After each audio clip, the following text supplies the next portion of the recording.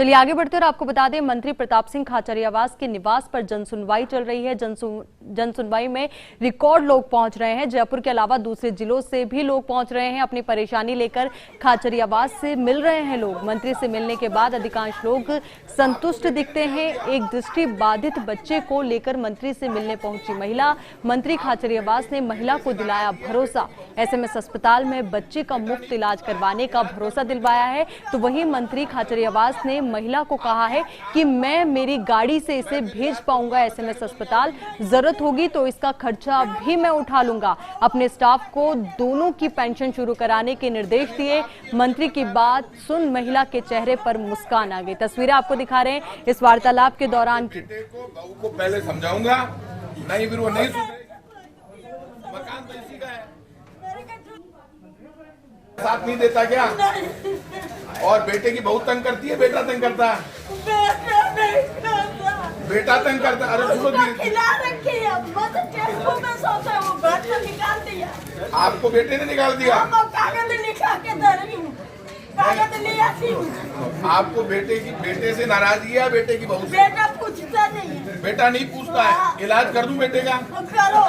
अरे आप भी मैं फिर इलाज करूंगा, आप बचाने तो नहीं आओगी? नहीं, हम नहीं आएगा।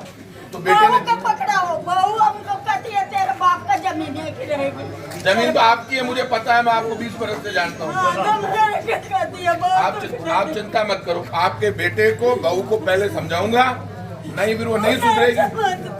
मकान तो इसी का है। मेरे का जूता मारती है, कहती है घर में से निकल जा, मैं टैक्सी में सोती हूँ, टैक्सी में रात का। बहू बाहर निकाल देती है? निकाल दिया, सबको मालूम है। तो आप उसको, इसके बेटे को समझा दो, नहीं समझे तो मैं समझा देता हूँ।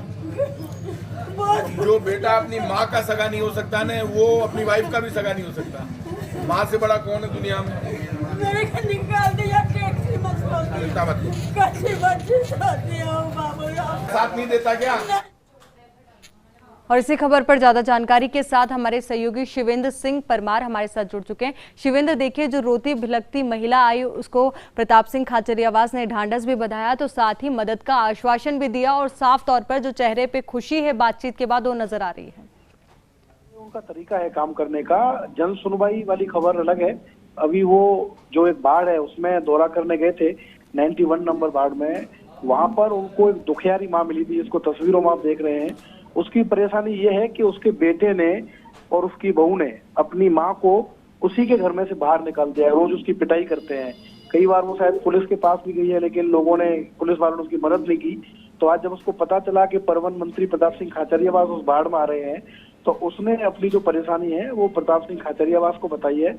और खाचरियावास ने इतने लोगों के सामने, हेरिटेज नगर निगम की मेयर मुनेश गुर्जर भी तस्वीरों में नजर आ रही है, खाचरियावास ने उस महिला को भरोसा दिलाया है कि मैं आपके बेटे को पहले समझाऊंगा, उसको कहूंगा कि अपनी माँ के साथ वो इस तरह का व्यवहार नहीं करे, लेकिन अगर वो नहीं मानेगा तो फिर पुलिस को बोलकर और पुलिस से उस पर कार्रवाई कराऊंगा। क्यों? और उन्होंने ये भी कहा है कि जो बेटा अपनी माँ का सगा नहीं हो सकता वो किसी का सगा नहीं हो सकता।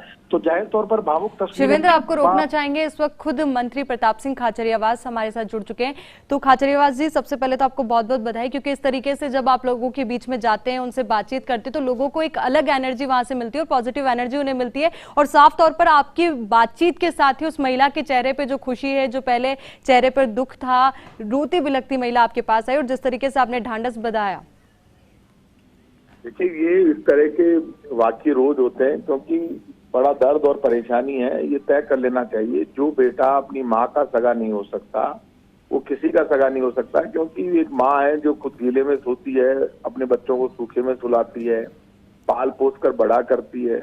और उस महिला को आप इसलिए बाहर निकाल दो क्योंकि अब आपकी शादी हो गई है और वो तो ऑटो में सोएगी, आप अंदर सोएंगे। हालांकि मैंने उस महिला की फाइनेंशियली मदद भी की। हमारे जो लोग वहाँ पार्षद है उनसे कहा उसका ध्यान रखे, उसका वो ध्यान रखते भी हैं।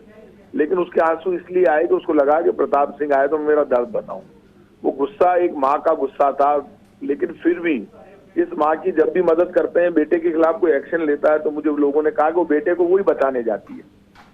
इसी को माँ कहते हैं। इसलिए माँ का दर्द तो हर बच्चे को समझना चाहिए और हर बच्चे को समझकर उसकी मदद करनी चाहिए। यदि हम माँ के सगे नहीं हो सकते तो फिर हमारा जीवन बेकार है। क्योंकि माँ की आंख में आंसू आ जाए और बेटा देखता रहे तो इससे बड़ा पाप दुनिया में कुछ नहीं हो सकता। ये कुर्सी, ये पैसा, ये कुछ भी नहीं रहेगा। रहेगा तो माँ का प्यार और आशीर्वाद ही रहेगा, बाकी कुछ काम आ ही नहीं सकता दुनिया में। बिल्कुल प्रताप जी, और देखिए जिस तरीके से तस्वीरों में हम देख पा रहे हैं, ऐसा लग रहा है कि कोई मंत्री उस महिला से बात नहीं कर रहा, बल्कि उनका खुद का एक बेटा उनसे बातचीत कर रहा है। मैं वास्तव में ये महिला जो है मुझे जानती है। जब इन एरियाज में मैं जाता हूँ तो अधिकतर महिलाएं मुझे जानती है। वो मेरे पास कोई मुझे भाई समझकर, कोई बेटा समझकर आती है, बड़ी उम्मीद से आती है। वो जानती है कि पूरा होगा, ये मेरी जिम्मेदारी है कि कहीं पर भी दर्द परेशानी हो तो मैं खुद जाऊं और जाकर उसकी समस्या का समाधान करूं, और वो मैं करता भी हूं क्योंकि ये मेरी ड्यूटी है। हर माँ, यदि कहीं भी कोई माँ परेशानी में है तो मैं हमेशा सबके लिए तैयार हूं और रहता भी हूं, मेरी नेचर में।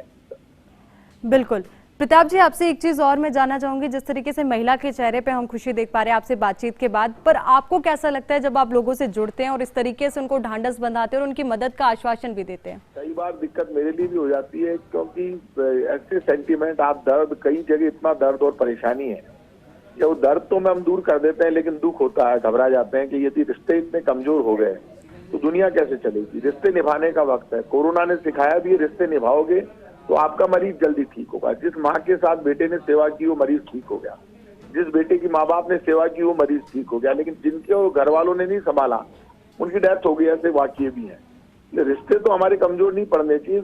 देश में सबसे बड़ी परंपरा आपसी प्रेम ही तो है, हमारे पारिवारिक रिश्ते ही तो है, जहाँ लोग माँ के लिए जान दे देते हैं। या श्रवण कुमार जैसे बेटे हुए जो अपने माँ बाप को लेकर सब तीर्थों में अपने कंधे पर लेकर घूमे थे। बिल्कुल, यहाँ की परंपराएं तो स्पेशल है, लेकिन हमें भारत की संस्कृति, परंपराएं और धार्मिक रीति रिवाज निभाने होंगे।